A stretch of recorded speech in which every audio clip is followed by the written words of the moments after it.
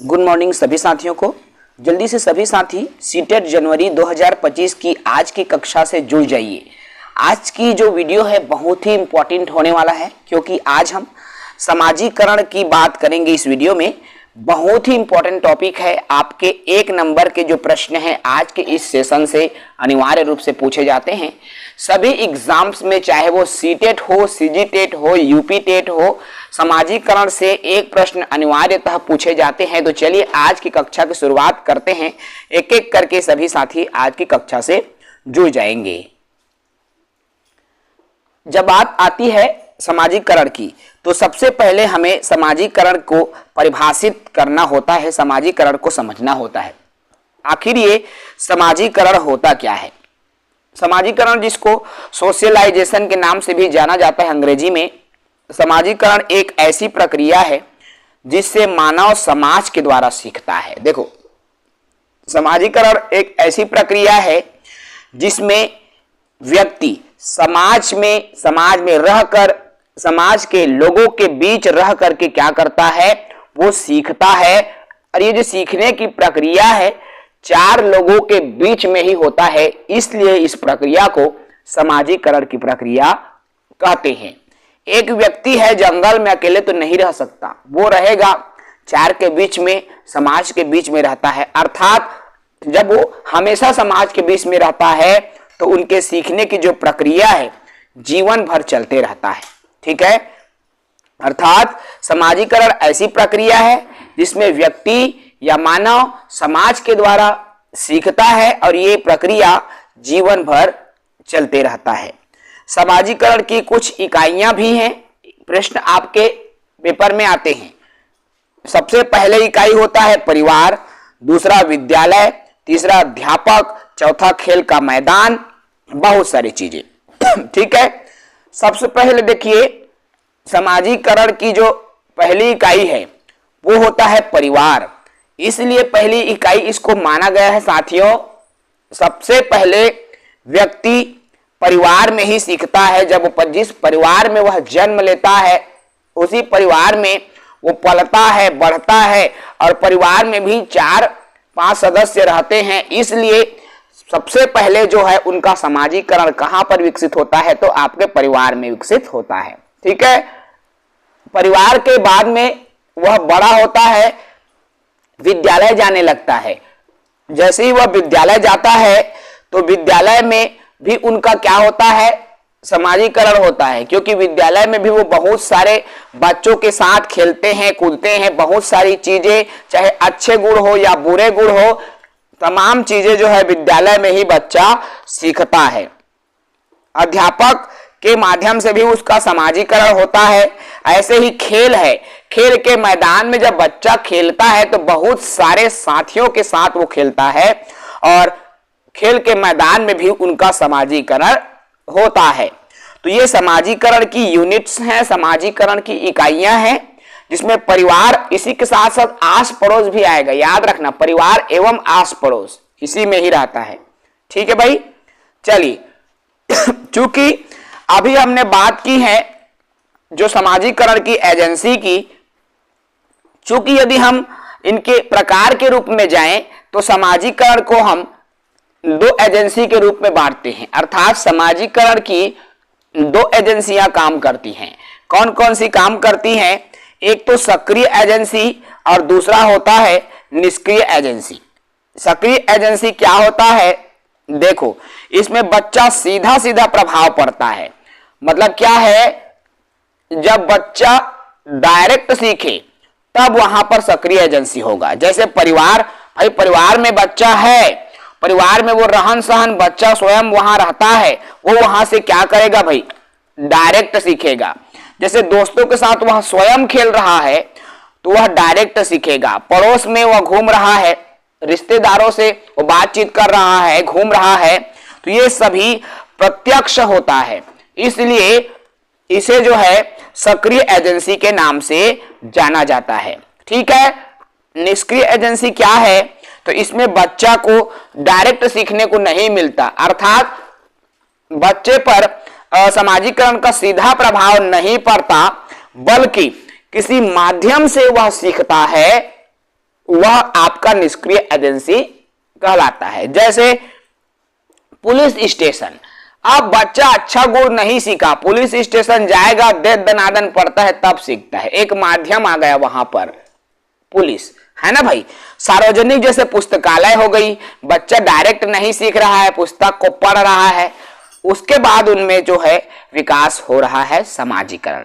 चाहे railway station की बात करें तो ये तमाम जो है आपके निष्क्रिय एजेंसी के उदाहरण हैं जहां बच्चा सीधा नहीं सीख पा रहा है। ठीक है, चलिए अब समाजीकरण की जो प्रक्रिया है वह एक तो है पालन पोषण, सहयोग, अनुकरण, पुरस्कार और दंड, ये सभी समाजीकरण की प्रक्रियाएं हैं। ठीक है, एक चीज जो आपको याद रखना है, बहुत ही इंपॉर्टेंट है, समाजीकरण। देखो बालक का जो समाजीकरण शैशवावस्था से ही शुरू हो जाता है, तो बालक का जो समाजीकरण है वह शैशवावस्था से ही शुरू हो जाता है, याद रखेंगे भाई इसको। ठीक है, जरूरी चीजें हैं। देखिए अब हम बात करें समाजीकरण को, बहुत सारे मनोवैज्ञानिकों ने परिभाषित किया है।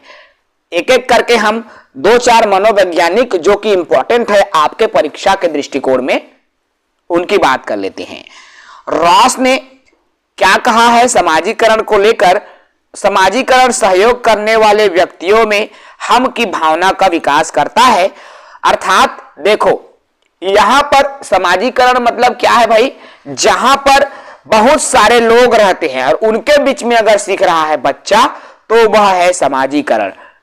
चूंकि जब वह बहुत सारे लोग रहते हैं तो वहां पर मैं की भावना नहीं बल्कि हम की भावना का विकास होता है। भाई आप बहुत जने हो, अब जब बहुत जने हवा तो मैं थोड़ी बोलोगे जी, हम बोलोगे, है ना भाई।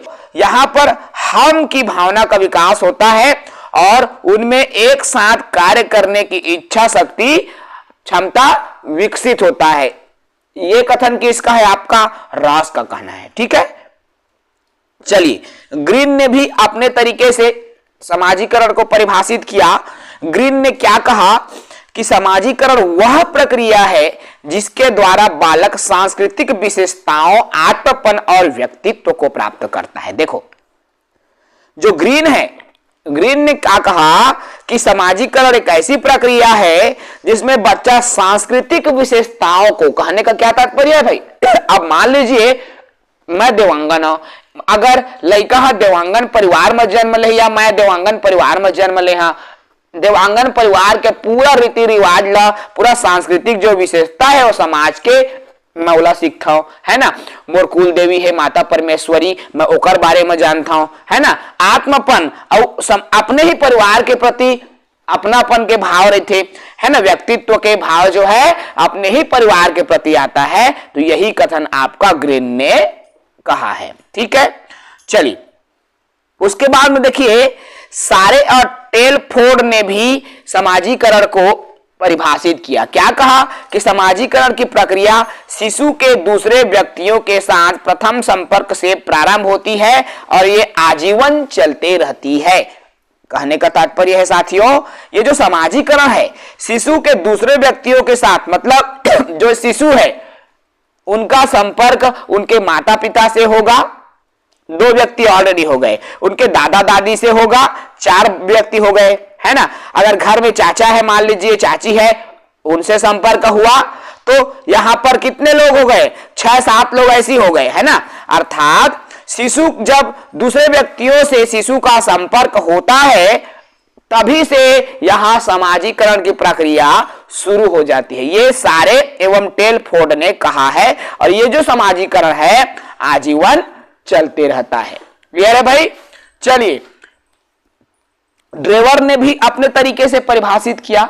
ड्रेवर ने क्या कहा? देखिए समाजीकरण वह प्रक्रिया है जिसके द्वारा व्यक्ति सामाजिक आदर्शों को स्वीकार करके अपने सामाजिक वातावरण के साथ अनुकूलन करता है। अर्थात समाजीकरण की प्रक्रिया एक ऐसी प्रक्रिया है जिसमें व्यक्ति सामाजिक आदर्श को स्वीकार करता है। कहने का तात्पर्य है भाई मान लीजिए मैंने कहा कि देवांगन परिवार में, अब देवांगन परिवार में क्या क्या नियम है, कौन सा वहां पर परिवार के लिए कहना चाहिए आदर्श निर्माण किया गया है। जैसे भाई हम कथन ना कि हमार समाज के लड़की अगर भाग जाई तब फिर वो हमर गे हमार समाज पर, है ना, वो नहीं है कारण मिलान नहीं। तो इस तरह से सबके समाज में एक कुछ न कुछ जो है नियम होता है और उसी नियम के आधार पर उसी आदर्श नियम को आदर्श मानकर उसको स्वीकार कर लिया जाता है और यही सामाजिकरण वातावरण के साथ अनुकूलन स्थापित करता है।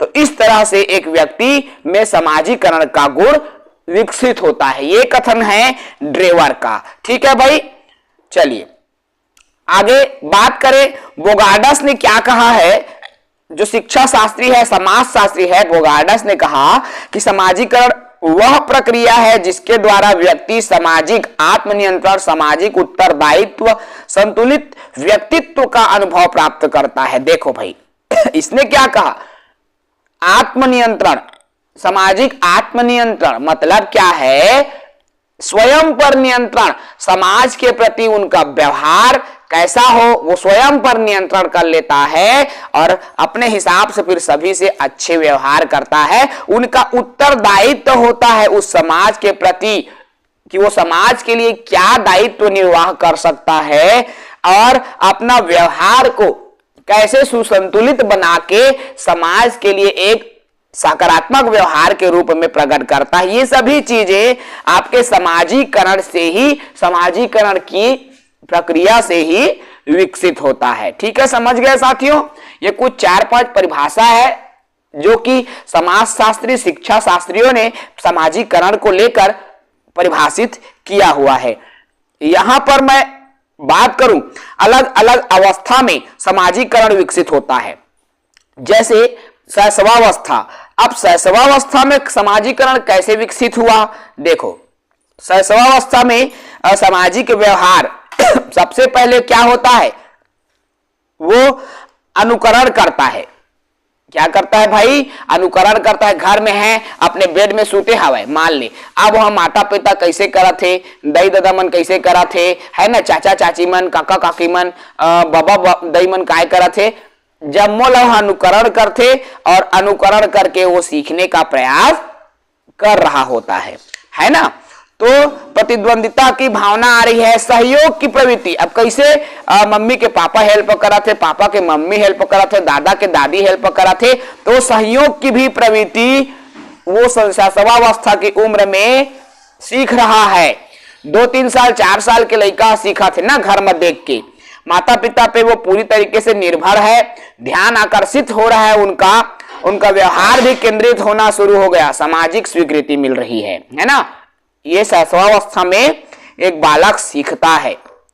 उसके बाद जब वो बाल्यावस्था में प्रवेश कर जाता है, अब बाल्यावस्था में जैसे ही वो प्रवेश करता है उनमें खेल की भावना का विकास होता है। अब बच्चे खेल खेल के माध्यम से समाजीकरण सीख रहा है, उनको सामाजिक स्वीकृति प्राप्त हो रही है, समूह में उनको सीखने को मिल रहा है, सहयोग होता है क्योंकि दोस्त लोग खेलेंगे, सहयोग होगा, जिम्मेदारी का भी भाव आएगा क्योंकि जब आप दोस्तों के साथ खेलते हो ना, आपकी भी किसी न किसी रूप में जिम्मेदारी तय की जाती है। जैसे मान ले छुआउल खेले 10 जन, अब 10 जन में एको ना एको का तोरो पारी आ जाही, तोरो दाम दे के पारी आई, तभी जिम्मेदारी निभाए, मतलब दाम देना मतलब एक तरह के स्वयं निर्णय लेना। तो इस तरह से यहाँ पर संयोग और जिम्मेदारी के भाव भी सीख रहे हैं। प्रतियोगिता की भावना, भाई 10 जन रहे, अब 10 जन में 1 जन के दाम दे और 9 जन मन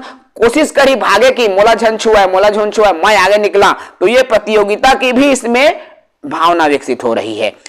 प्रतिस्पर्धा की भावना, नेतृत्व का विकास भी हो रहा है। अर्थात जैसे क्रिकेट खेलते हैं, अब क्रिकेट में कप्तान है तो वहां पर नेतृत्व की भावना का भी विकास हो रहा है ना। तो ये बहुत सारी जो योग्यताएं हैं, समाजीकरण है, वो बाल्यावस्था में भी बच्चा क्या करता है साथियों, सीखता है।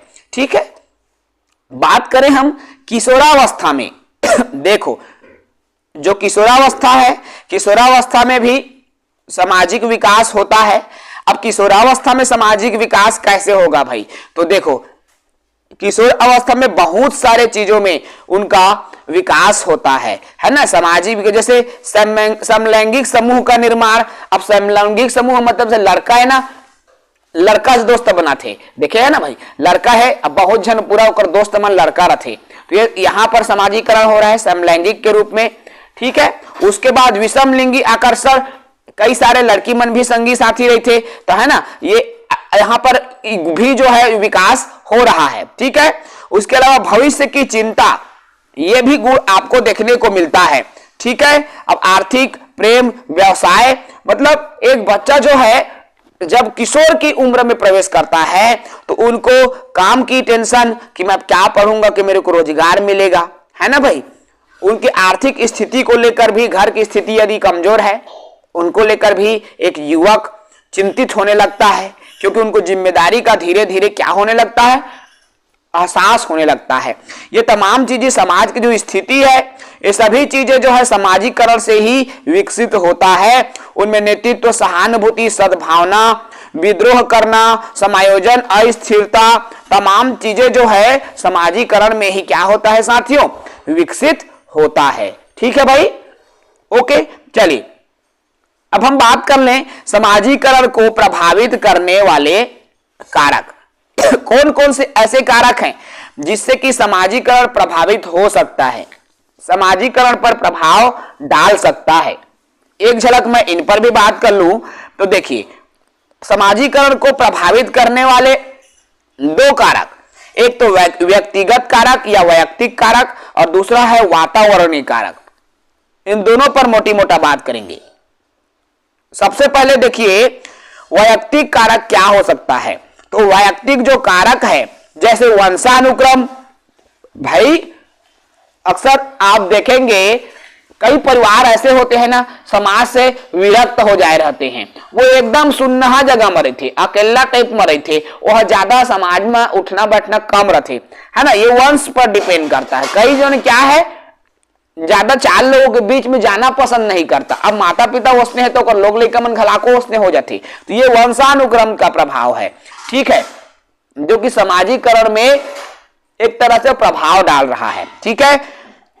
यदि अच्छे से शारीरिक विकास नहीं है, आप मान ले तो एकदम सुखरू हस करिया हस, है ना, तो ठीक लागते चार जन के बीच में जाएला, तब भी क्या हो भाई, सामाजिक विकास में यहाँ पर बाधा होते हैं ना। जहां हमको सामाजिक विकास कब होगा, जहां हम चार लोगों के बीच में जाएंगे।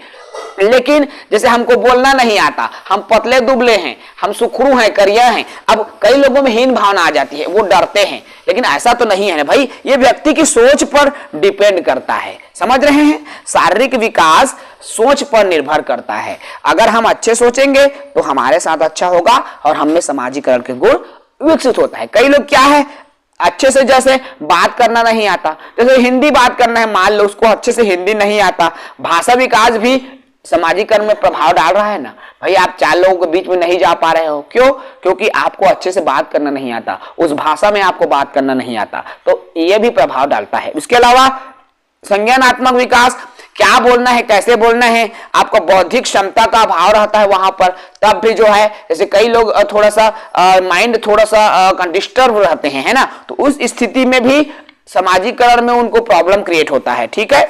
सामाजिक विकास, मानसिक विकास भी सामाजिकरण में बाधा डालता है। ये व्यक्तिगत है, व्यक्ति विशेष को ये जो है देखने को मिल सकता है। आगे बात करेंगे वातावरणीय जो कारक है, व्यक्तिगत और वातावरणीय कारक, दो चीजों पर मैंने बात की।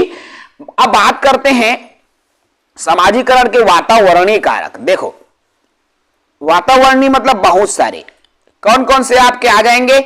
एक तो यहां पर जैसे हम जैसे समूह की बात कर लें, समूह कैसे प्रभाव डालता है।